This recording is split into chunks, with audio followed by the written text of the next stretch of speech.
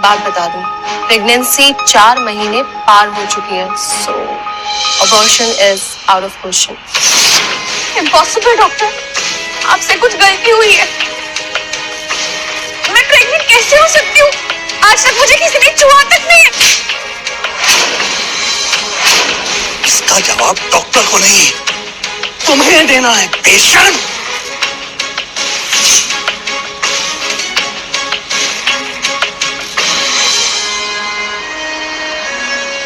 अक्सर कार की back seat पर बैठने वाले गौतम आज अनिका को पीछे बैठाकर खुद ड्राइवर के साथ वाली सीट पर बैठ गए थे, मानो ऐसा करके वो अनिका को अपनी नाराजगी जता रहे हों। अनिका जानती थी कि एक बेटी होने के नाते आज उसने अपने पिता को दुनिया का सबसे बड़ा दुख दिया था, एक बिन ब्याही मां बनकर। इतना दुख उन्हें अनिका की मां के गुजरने पर भी नहीं हुआ होगा। अनिका को ऐसा लग रहा था मानो आज मनाली का हर इंसान उसे सवालिया नजरों से बस एक ही सवाल पूछ रहा हो कि कौन है इस बच्ची का बाप। लेकिन इसका जवाब तो अनिका के पास भी नहीं था। गुलेरिया हाउस ब्रिटिश के जमाने का मकान था। कहा जाता था यहाँ इंग्लैंड के अधिकारी वेकेशन मनाने आते थे, लेकिन अच्छे से मेंटेन न करने की वजह से पिछले कुछ सालों से थोड़ा बज्जर सा लगने लगा था।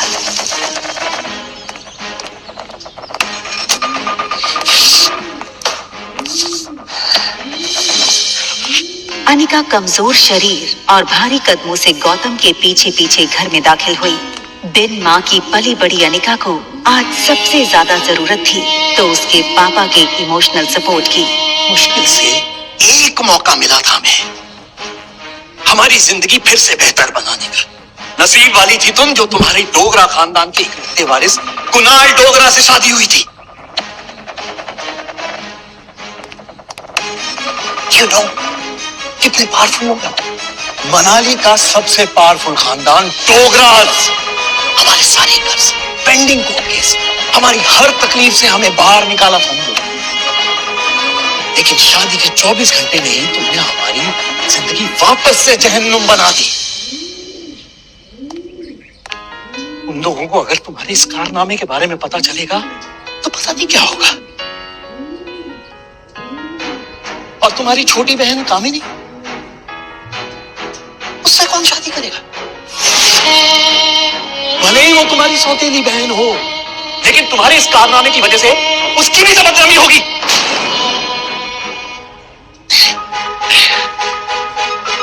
अब तक ये मामला खत्म नहीं हो जाता, मैं कामिनी को और तुम्हारी मां मनीषा उसके भाई के घर भेज दूंगा। लेकिन आज नहीं तो कल सबको पता चल ही जाएगा। अपनी मां के साथ। अनिका भी सुन चुकी थी जो गौतम कहते कहते रुक गया था। अगले दिन सुबह गौतम ने घर में लगे सारे सीसीटीवी के पिछले 5 महीने की फुटेज को खंगाला और बारीकी से देखने के बाद वो हैरान रह गया था कि पिछले 5 महीनों से छोटी मोटी बीमारी के चलते अनिका घर के बाहर कहीं गई ही नहीं थी। ये देखकर गौतम का गुस्सा अब आश्चर्य में बदल गया। उसे इतना तो समझ आ गया था कि कहीं कुछ तो गड़बड़ थी। जल्द ही अनिका की देखभाल के लिए एक नर्स रखी गई। लगातार देखभाल और दवाइयों से अनिका की सेहत में काफी सुधार आया। 4 महीने बीत चुके थे, लेकिन साथ ही साथ उसे ये बात रोमांचक कर रही थी कि उसके अंदर एक नन्ही सी जान पल रही है जो सिर्फ और सिर्फ उसका होगा। अनिका अपनी छोटी सी दुनिया में लगभग सब कुछ भूल चुकी थी। न वो किसी से मिलती, न कोई उससे मिलता।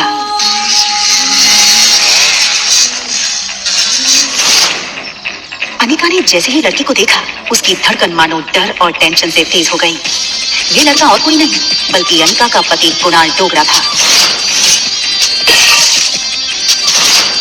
कुणाल की शादी अनिका से भले ही उसकी मर्जी के खिलाफ करवाई गई थी, लेकिन अपनी बीवी की कोख में किसी और का बच्चा देखना कोई भी मर्द बर्दाश्त नहीं कर पाए। कुणाल शादी के मंडप से सीधे दिल्ली अपने कॉलेज की पढ़ाई करने चला गया था और वहीं पहुंचकर शादी के दूसरे दिन उसे अनिका की प्रेगनेंसी की खबर मिली थी।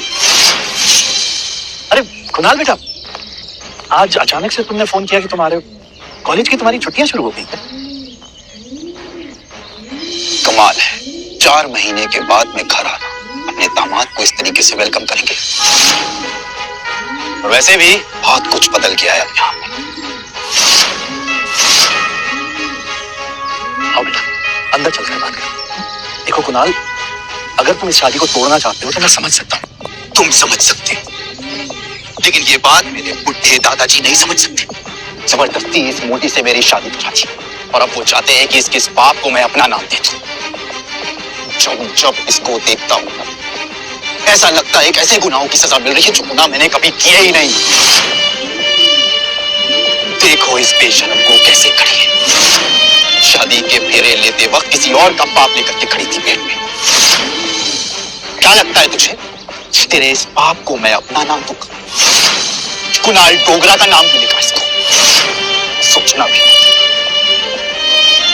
पता नहीं किस कदर का कीड़ा है। मैं इस शादी को नहीं मानती। ये सुनकर कुणाल और गौतम दोनों ही शॉक थे। देखो बेटा, इस वक्त अनिका की तबीयत ठीक नहीं है, इसकी बातों पर ध्यान मत दो। और रहा सवाल इस बच्चे का, तो उसके पैदा होते ही उसे अनिका से हमेशा के लिए दूर कर दिया जाएगा, मेरा यकीन है।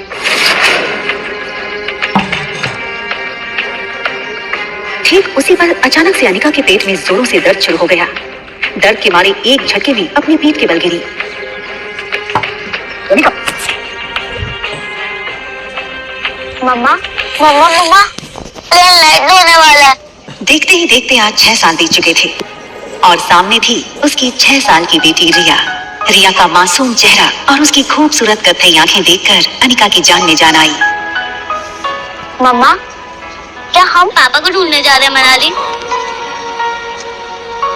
मैंने कितनी बार कहा तुमसे, तुम्हारे पापा नहीं मिले। कम ऑन मम्मा, हमारे तो टीचर सिखाते हैं कि सब बच्चों के मॉम एंड डैड होते हैं।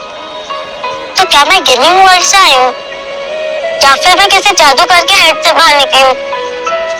आबरा का डाबरा, रिया बाहर आ जा।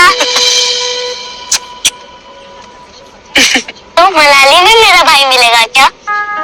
रिया का ये सवाल सुनकर अनिका गहरी सोच में डूब गई थी। उसे याद आ गया कि कैसे 6 साल पहले उसने मनाली के हॉस्पिटल में जुड़वा बच्चों को जन्म दिया था। अनिका के पापा गौतम की कद-काठी के एक आदमी ने उससे उसके दोनों बच्चों को छीनने की कोशिश की थी। कमजोर अनिका ने बड़ी हिम्मत से उस आदमी को रोकने की कोशिश की और उसका सामना कर रिया को तो बचा लिया, मगर अफसोस कि वो अपने बेटे को नहीं बचा पाई और वो आदमी अंधेरे में उसके बेटे को लेकर भाग गया था। और इसी वजह से अनिका की मौसी उसे बचाकर बेंगलुरु ले आई थी, जहां अनिका का इलाज भी हुआ था। हालांकि इन 6 सालों में अनिका पूरी तरह से बदल चुकी थी।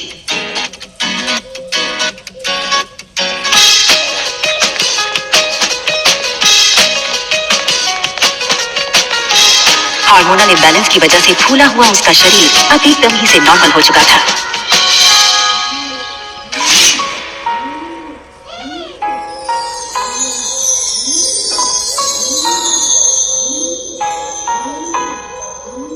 कितनी खूबसूरत लग रही हो तुम। मनाली में तो लोगों के होश उड़ जाएंगे। फ्लाइट अटेंडेंट हो या फ्लाइट के अन्य यात्री, सब लोग आते जाते अनिका पे एक नजर जरूर डालते, और डालते भी क्यों नहीं। शिफॉन की साड़ी में अनिका किसी भी फिल्मी एक्ट्रेस से कम नहीं लग रही थी। Excuse me ma'am, is there anything I can bring for you?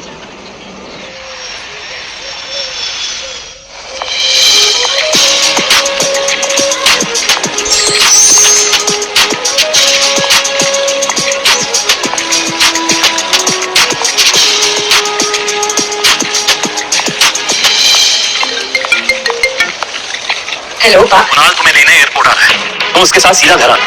यहाँ पहुँचते ही तुम्हें 2 पेपर्स पे साइन करना है, एक डिवोर्स पेपर और दूसरा। इतना कहकर गौतम अटक गया और फिर कुछ सोचकर उसने आगे कहा, खैर तुम घर आओ, यहाँ पहुँचते ही मैं तुम्हें सब समझाता हूँ।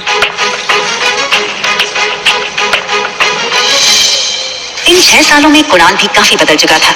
अब वो एक कॉलेज स्टूडेंट नहीं रहा था, बल्कि एक बिजनेसमैन था। आज तक इस दुनिया में किसी भी इंसान को अपने डिवोर्स पे इतनी खुशी नहीं हुई होती जितनी खुशी मुझे हो रही है आज। कैसे भी करके आज इस मोटी से ना मेरे डिवोर्स पेपर पे साइन करवा। आप फिक्र मत कीजिए सर, आज मैं सुबह सुबह माता के दर्शन करके निकला और मैंने भगवान से प्रार्थना की है कि आज आपकी हर मनोकामना पूरी। आप चिंता मत कीजिए, आज आपके पेपर साइन हो ही जाएंगे। अच्छा सुन, जब जब मैं उस मोटी को देखता हूँ ना, मेरा मूड ऑफ हो जाता है। आज मेरा मूड अच्छा है और दिन भी, तो अपना मूड ऑफ नहीं करना चाहता हूँ मैं। एक काम कर, घूम के खड़ा हो जाता हूँ। भले उसने तुझे नहीं देखा है, तेरे हाथ में जब ये बोर्ड देखेगी तो तेरे पास बहुत चली आएगी। सीधा कर ले बोर्ड को।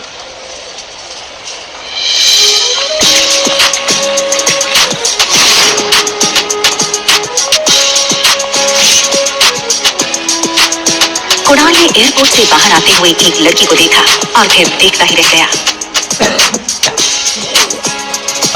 कुणाल बिना वक्त गवाए इस लड़की के सामने आकर खड़ा हो गया। अनिका एक पल के लिए सहम गई और उसे लगा कि पहले की तरह कहीं कुणाल उसकी फिर से इंसल्ट न कर दे, और इसीलिए अनिका सीधे कुणाल को थप्पड़ जड़ देना चाहती थी, मगर वो अपनी बेटी रिया के सामने कोई तमाशा नहीं करना चाहती थी। Hi miss gorgeous. अब लगता है मनाली में आप पहली बार आई, क्योंकि अगर आप पहले आई होती तो ये पॉसिबल है कि आप मेरी नजर से अननोटिस होती। टैक्सी। हाँ टैक्सी की क्या जरूरत है, आप कहिए जहाँ कहिए वहां मैं आपको ड्रॉप कर सकता हूँ अपनी कार से। इफ यू अरे ये छोटी सी बुरा कौन है? हाँ लगता है ये आपकी छोटी बहन है।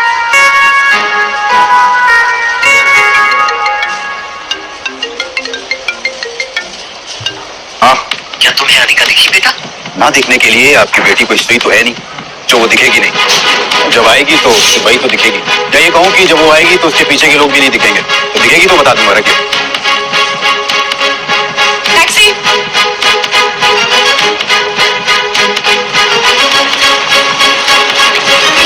टैक्सी वहां से निकलने ही वाली थी कि तभी कुणाल ने टैक्सी रोकी। मैम अगर आप बेंगलुरु की फ्लाइट लेकर के आ रही हैं तो क्या आपने उस फ्लाइट में एक मोटी भद्दी और मोटी लड़की को देखा क्या? एक्चुअली वो ना 6 साल पहले 120 किलो की, तो पक्की बात डबल सेंचुरी मार चुकी होगी। आपने नहीं देखा? आप अपना नाम तो बता दीजिए। ये सुनकर अनिका ने बिना किसी भी हाव भाव से धीरे से कहा, अनिका गुलेरिया।